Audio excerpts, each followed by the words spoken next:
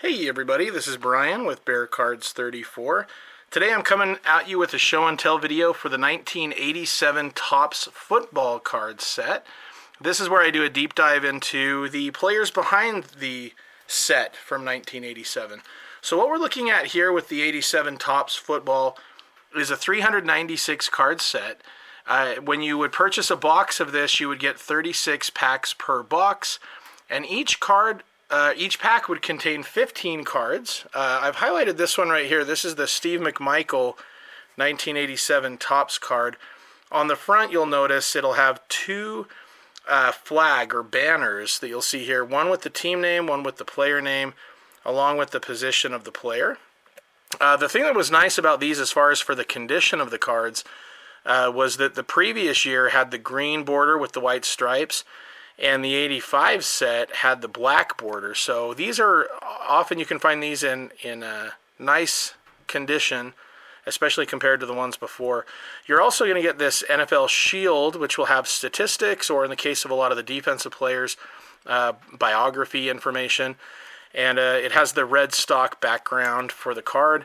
I decided to give a shout out here for Steve Michael, really talented Chicago Bears player, who announced this week that he was diagnosed with ALS, or Lou Gehrig's disease. There's an interview with Walter Payton's son, Jarrett Payton, that was on the local Chicago news station yesterday, where they did a nice interview. His condition is deteriorating. He can still walk, but he's unable to really use his hands or his arms, unfortunately. There is a GoFundMe account that's been set up to assist with medical care. But I just want to kind of give a little bit of a little shout out to Steve McMichael. His nickname is Mongo, which was from a character that Alex Karras played on Blazing Saddles. He's 63 years old right now and was an All-American at Texas. He's in the College Football Hall of Fame, and he was drafted by the Patriots but cut after his rookie season. He was signed by the Bears in '81 and was a big part of the Bears Super Bowl 20 championship. Once played in 101 straight games, and in '88 he led the Bears with 11.5 sacks. He went to 2 Pro Bowls. He was an All-Pro twice. And in 2005, Mike Ditka called him the toughest player that he ever coached. He retired after '94 and became a pro wrestler in '95. He was with WWF and WCW. And I read a little article today that said wrestler Chris Jericho had actually donated $2,500 to his GoFundMe account to help with medical expenses. So that's really nice that they can do that. So that's a typical card, and I did want to show off this right here. This is a Howie Long. So this card right here, that if you've seen some of my other videos, you'll know, but that is my very first ever football card. So the 1987 set is a bit sentimental to me because this was the set that got me interested in collecting cards. And I'll tell a little bit about that while I show off a couple of the other cards here. There would be these 1,000 Yard Club cards, and they had a glossy front and then the white stock background with a little bit of a blue highlight to it. These were really sharp cards, so these were always really nice to have. So I'll show you a few of these 1,000 Yard Club cards. But anyway, my brother gave me that Howie Long card, and when I found out he was a really good player, it made me more excited about having the card and kind of got me interested. So it was the next year, '88, where I started collecting. But these '87 cards mean a lot to me because my brother came home with a box, opened it. It was so cool to see all the players, especially, players like the Chicago Bears, because they're my favorite. This right here, I only have two graded cards, but I have a James Brooks PSA 10, and then I've got a Walter Payton PSA 9. So those are my 2 graded cards of 2 of my favorite players. So anyway, I love the set and was very happy to be able to get this set years later. This Howie Long is in rough shape, and now I'm going to show you a handful of the Hall of Famers that you're going to be able to pick up in this set as well. So it's a relatively cheap product. You can still get it for a really good deal. But if you're looking for some great cards, including a few really good rookies and some great second-year cards, this is a good one for that. So one thing I'll make note of with this video is that had things gone a different way, there would have been a Bo Jackson rookie card in this set. And it would have been Bo Jackson with the Tampa Bay Buccaneers. So for those of you who haven't heard, I'll tell you just a little bit here. This right here, of course, is the, well, I'll take it out of this. I have a bunch of these Bo Jackson rookie cards, but I'll go ahead and put one right here. This is his iconic rookie card from the set the year after, from 1988 Topps. But anyway, Bo Jackson was, as most of us know, a great player both with baseball and football. And what would have happened was Bo Jackson had decided to kind of focus more on his baseball career in college during his junior and senior seasons. And he promised the Buccaneers that it would be a waste of a draft pick in the 86 draft if he were to be picked by the Buccaneers, that he wanted to play baseball. So anyway, the Buccaneers still picked him anyway, first overall with the 1986 draft. And the Buccaneers had actually visited him a month earlier. The owner of the Buccaneers, Hugh Culverhouse, took Bo on a private jet to visit with the team during Bo's senior year of senior year of baseball. And it ended up costing Bo his remaining college baseball eligibility. He was very upset about that. And Bo felt that he had been lied to and manipulated, and that it was kind of a play for the Buccaneers to try to force Bo Jackson to sign with the team, to take the money and sign. And he refused. He said he would never play for them. So he turned down a 5-year, $7.6 million contract, which in those days was absolutely huge. And instead he signed with the Kansas City Royals. So he ended up becoming a 7th-round pick by the Raiders, like 183rd overall. And that was his... that was kind of how we got to know him. But yeah, so had things gone differently, we might be showing a Bo Jackson Tampa Bay Buccaneers card here, which I can't even, that just seems hard to imagine, but it's true. So right here is one of the top cards from the set. You can get this Jerry Rice, and that is a second-year Jerry Rice. I love that card, the in-action shot of him. And right here is his 1,000-yard clip. So again, I'll show a few more of these Hall of Famers that we have going.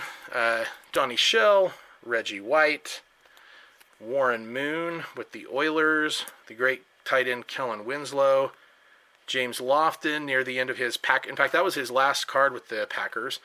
And then again, second-year card of Andre Reed and Bruce Smith. And this is a nice one right here, the second-year card of Steve Young. And you'll notice down on the bottom in type it says now with 49ers. So that was his second and final card with the Buccaneers before he went on to his great Hall of Fame career. So along with the player cards, you also get a team card for each, and this is the Peyton Barrels forward card. They also highlight the Super Bowl from the 86 season. So right here you have the Giants defeating the Broncos, and that one includes some record breakers, and that including one from that Super Bowl. Phil Simms set the record for highest completion percentage in a Super Bowl. So he had quite the year there. Other record breakers would include, for example, this one right here is a Todd Christensen. He set the record for the most seasons with 80 or more receptions ever, and that was 4 with 80. So you can see how the game has really evolved since then.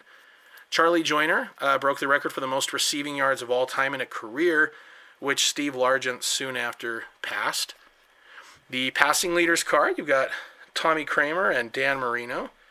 And for the receiving leaders, you've got the late Todd Christensen and Jerry Rice. All right, so now I'll show you guys a few more. This is the rushing leaders. We had Kurt Warner, the other Kurt Warner, Kurt with a C, along with Eric Dickerson. We had kind of a rematch of the Super Bowl from the year before with the scoring leaders, Tony Franklin and Kevin Butler. Interception leaders here. And just of note, a couple of error cards. This is the Ross Browner. On the back of this card, down here at the bottom, it says, Ross holds the record for unassisted tackles in Super Bowl with 10 in Bengals win versus the 49ers in 1982. I'm sure Cincy fans wish that were the case, but unfortunately for them, it is not. Another one here, we've got this John Stallworth near the end of his career. You'll notice here, they didn't print the stats from 82 to 86. It was just left blank. So, again, that was another one of those uncorrected error cards. This is also the last season of the last card official card during his playing days of Dan Fouts. So, you go back, from his rookie season until then, quite a career for that guy. And maybe not quite as big of a career. We had Jim Plunkett right here. And that was Jim Plunkett's last card with the Raiders. And again, we go way back in the day to him with the Patriots. And he was also the first player ever to have a Braille card. Both of his parents are blind, and Action Pack made this cool Braille card of Jim Plunkett. Then, of course, we've got our Walter Payton. Love Walter Payton.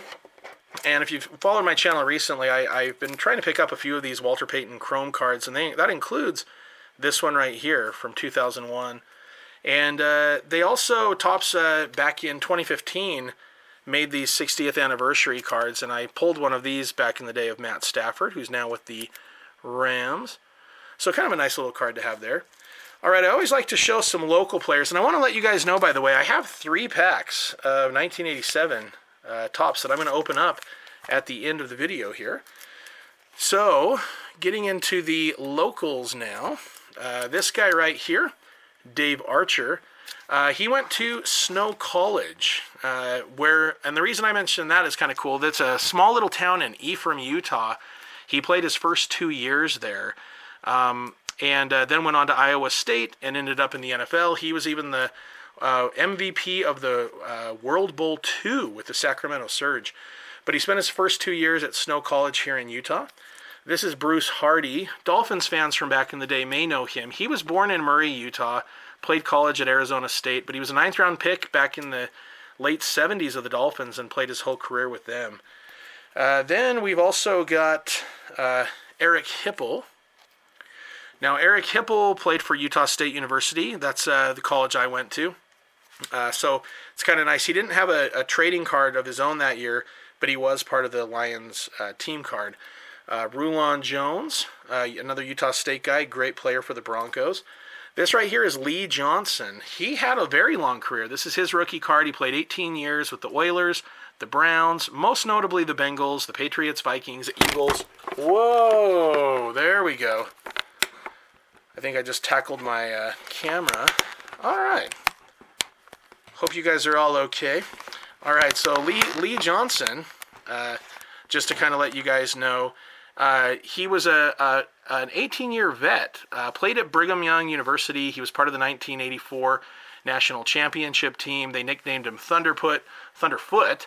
He was an All-American, 5th-round draft pick. He had a 70-yard punt in 1990, which was the longest in the league that year. And when he retired, he had the third most punting yards of anyone. What was kind of funny was, though, he played for 10 years with the Bengals, and after a loss back in 98, the Bengals had losing seasons for 8 straight years. And he was frustrated after a loss and was kind of critical of the management. And then he actually said if he was a Cincinnati fan with season tickets, he'd sell them. And he was cut the very next day, not surprisingly.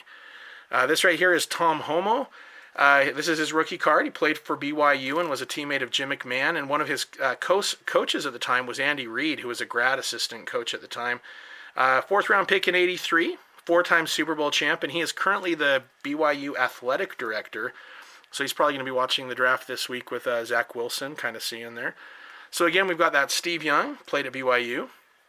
My favorite, Jim McMahon, who also played at BYU. We mentioned him a little earlier because he had a great year that season, but Todd Christensen, along with the 1,000-yard club, was also a BYU alum. Now, from here, we have Vai Sikahakuma. I'll kind of put this card right here. So Vai Sikahakuma was a very popular player. He was actually the first ever player of Tongan descent to play in the NFL. He played 8 seasons, was a 10th-round draft pick. Most notably, he played with the Cardinals, Packers, and Eagles. He was a special team standout with over 8,000 career yards, 2-time Pro Bowl return player. And his nephew by marriage is John Heater of Napoleon Dynamite. When I was a kid, we had a family friend who knew Vai Sikahakuma, and so he was able to sign that card, personalized to me, and give that to me, which I thought was really, really nice. The one thing that's funny with Vai Sikahakuma, back in 2008, he accepted an open challenge from Jose Canseco for a celebrity boxing match for $25,000. And because Canseco had claimed to be a black belt in Kung Fu and Taekwondo, Vai Sikahakuma had grown up wanting to be a pro boxer and had 80 amateur bouts when he was younger. So anyway, Vai won by knockout in the first round. And then he donated the purse to the family of a fallen sergeant of the Philadelphia PD. So I thought that was pretty cool. So anyway, those are my local guys that I wanted to mention. So then next up, I will show here Mark Bavaro. This is his rookie card. He was a fourth-round pick in '85 out of Notre Dame. 10-year career, two-time All-Pro, two-time Super Bowl champ. He's in the Ring of Honor with the Giants. And he had a reputation for playing through pain. He was also nicknamed Rambo by his teammates, both because he was a really tough guy, but also because they thought he looked a lot like Rambo. So that was kind of it. And Bill Walsh had called him the premier tight end back in his playing days. Next up, we've got Pepper Johnson. So Pepper Johnson, his actual name is Thomas Johnson. He was nicknamed Pepper when his aunt noticed that he liked to put black pepper on his cornflakes, which is kind of random, but there you go. He had a 13-year career, including 7 with the Giants. He also played with the Browns and a couple other teams. 2-time Super Bowl winner. He won 3 more Super Bowls on the Patriots coaching staff, so he's got 5 altogether.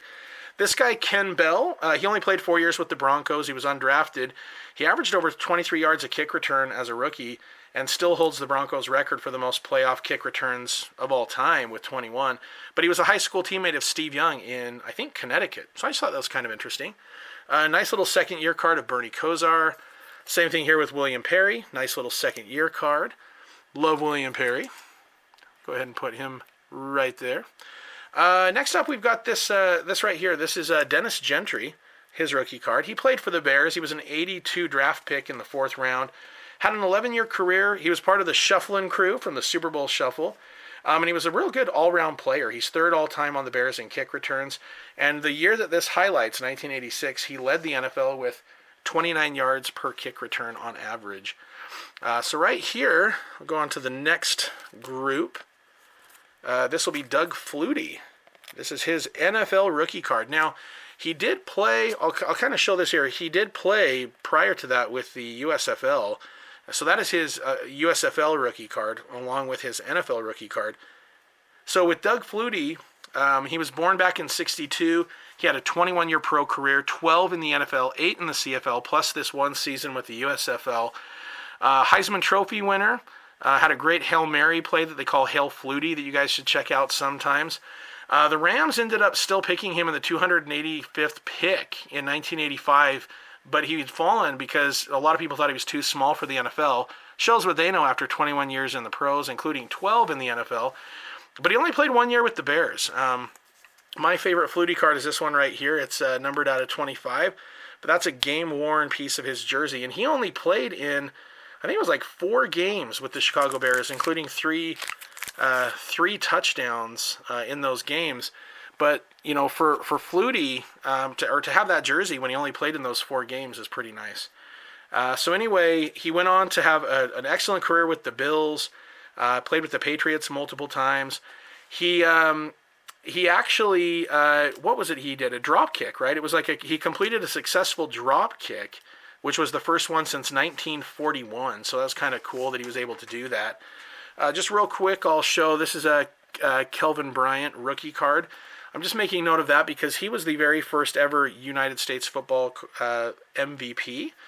And then right here we've got a Gerald McNeil for the Browns, his rookie card. He went to the Pro Bowl in '87. He was actually the lightest player in the NFL at 145 pounds.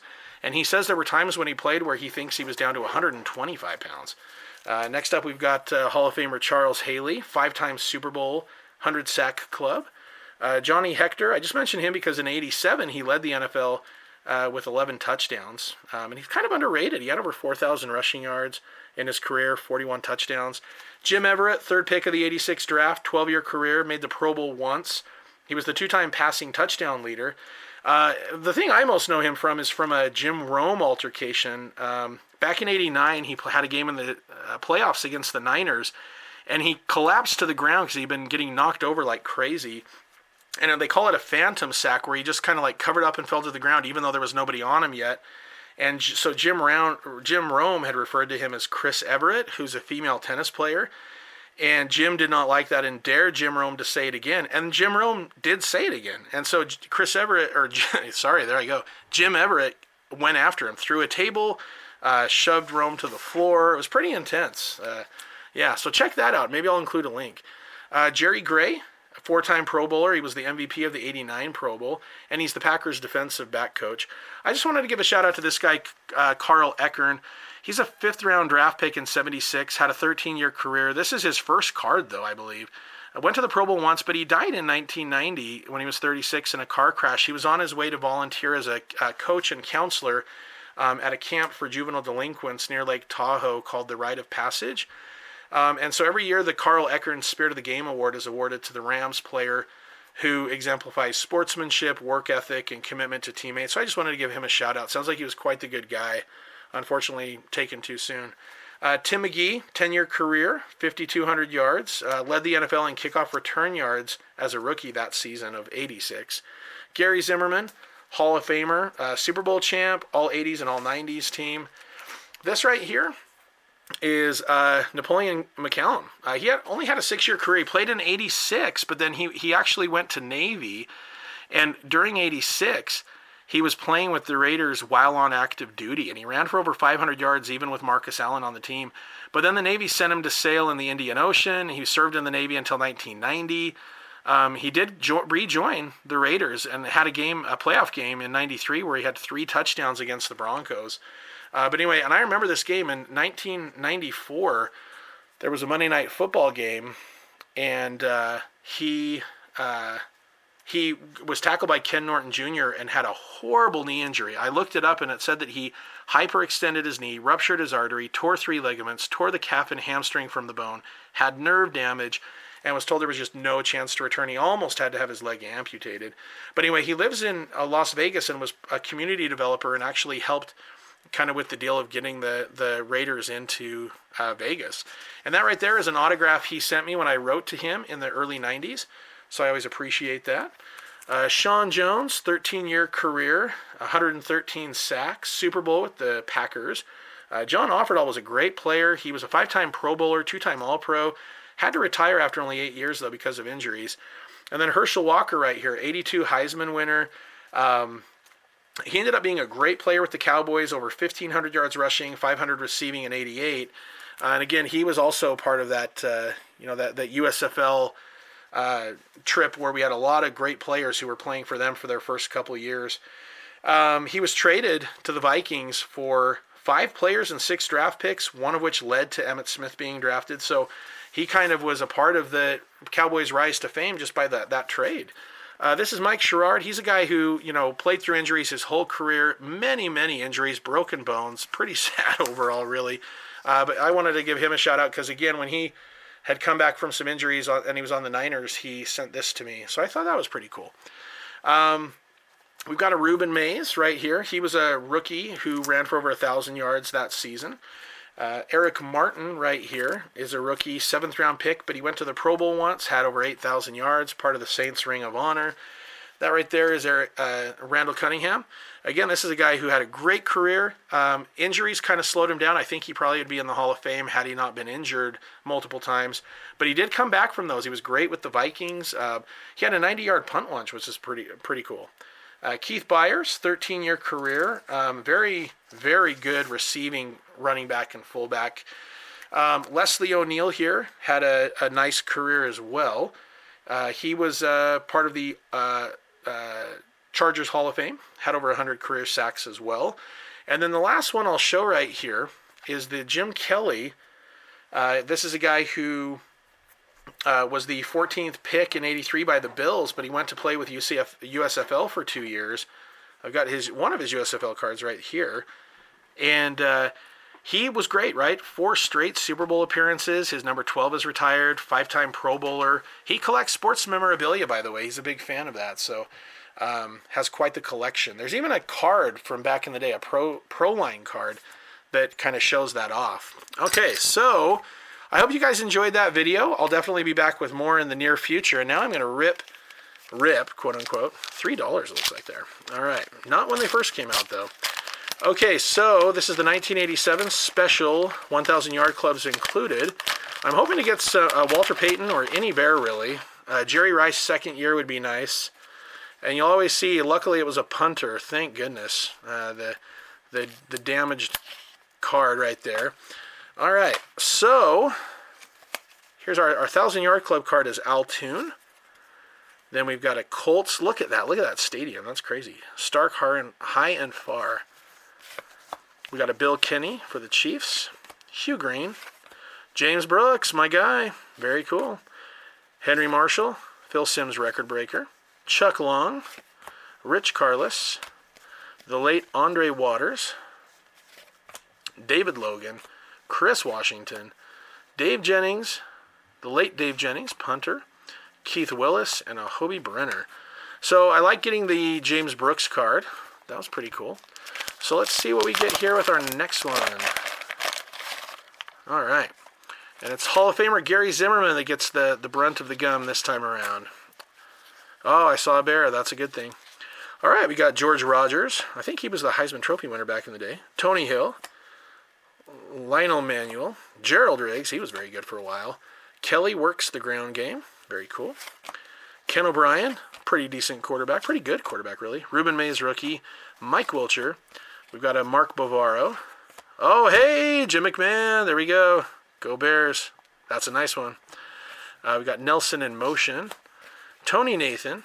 Gary Clark. And Chuck Nelson, kicker. All right, one more to go. I'm going to say the McMahon's the best so far, but I am biased. All right. So we got, ooh, wow, look at that. That really damaged that card. Right through the back. And so Gerald Carter even got a little of that. Yeah, whew, okay. So our 1,000 yard club is the rookie Ernest Gibbons. We got a John L. Williams rookie. He was pretty good for a while. Hall of Famer Marcus Allen. Very nice. That's a good one. Another James Brooks. This one, Brooks readies the stiff arm. Got a Jay Schroeder for the Redskins. Phil McConkey. Got a Pat Ryan. Lewis Breeden. Sammy Winder. Got a Kurt Warner finds an opening. I like these team cards. They're pretty nice. Charlie Brown. Got a scoring leaders, Kevin Butler. Leroy Irvin and an Eddie Brown. Eddie Brown was pretty good for a while there. Yeah, look at that. Almost 1,000 yards his first 2 seasons each. All right, well, I hope you guys enjoyed the video. I'll be back with more show and tell videos along with others. If you like these, please like, comment, subscribe. I'll be back with more soon. Thanks so much.